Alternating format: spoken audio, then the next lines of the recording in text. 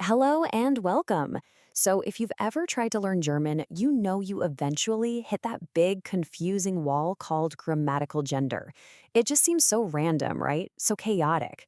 But what if it's not chaos at all? What if it's actually a puzzle?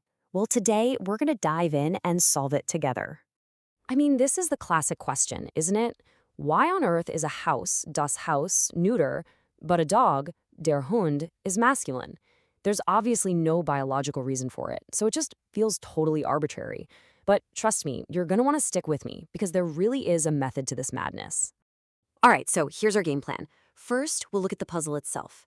Then we're going to gather our clues by exploring the neutral, masculine, and feminine worlds. And finally, we'll put all the pieces together and crack this gender code once and for all.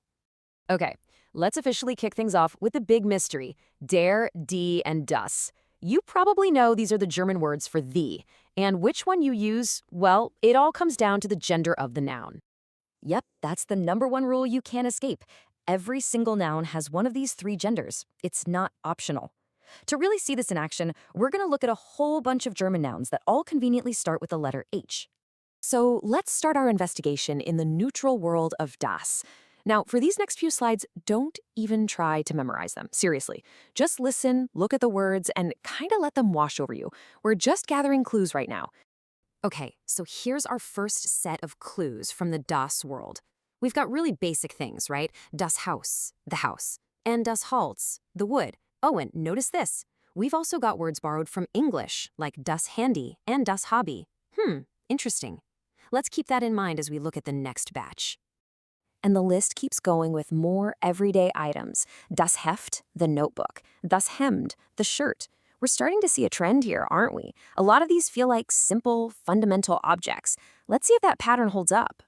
Now, this is where it gets interesting, because you see the mix. We have a simple animal, das Huhn, the chicken, but then you get these big compound words, like das Hochhaus, which is literally high house for skyscraper. And we'll just round out our list of neuter nouns with a couple more of those complex compound words. Okay, so we've gathered our first set of clues from the das world. Now let's shift gears and see what we can find in the masculine world. All right, we're now entering the blue corner. This is the world of masculine nouns, and they all use the article der. Let's see what kind of clues are hiding in here. Right off the bat, we've got der Hund, the dog. We've also got concepts like der Hunger and seasons, der Herbst, autumn. You can already feel it's a very different vibe from the neuter list, right?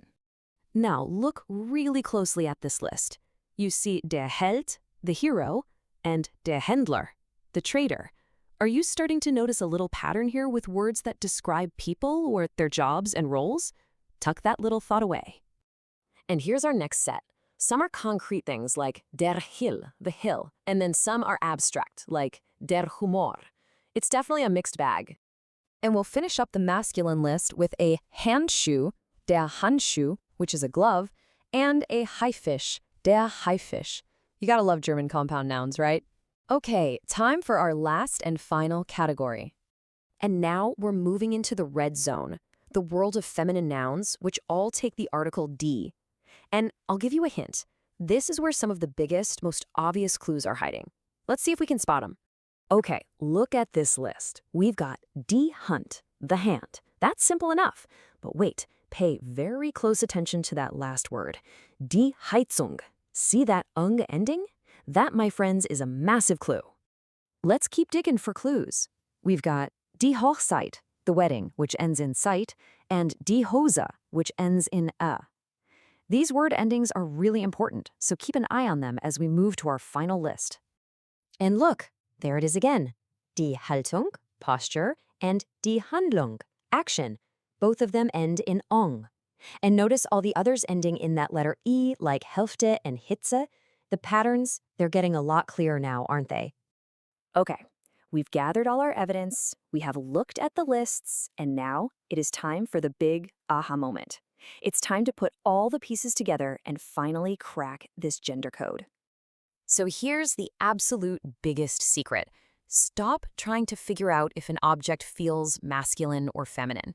The secret is almost never in the meaning of the word. It's almost always in the form of the word. Usually its ending or just what type of word it is. And this slide right here breaks down the top 3 shortcuts. If a noun ends in ung, It's almost always going to be feminine, D. If it's a really simple basic object, it's very often neuter, das. And if it's a word for a person, especially a job ending in er, it's usually masculine, der. So let's look at our examples one last time. Der Handler, the trader, that's a person's role. Die Heizung, the heating, it's got that ung ending. And das Haus, the house, a simple basic object. See how it works? The clues were right there in front of us the whole time. Now look, are these rules 100% perfect? Of course not. This is language, there are always exceptions.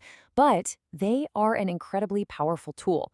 Instead of trying to memorize 3 genders for thousands of nouns, you can now use these patterns to make a really, really good guess. And you'll be right most of the time.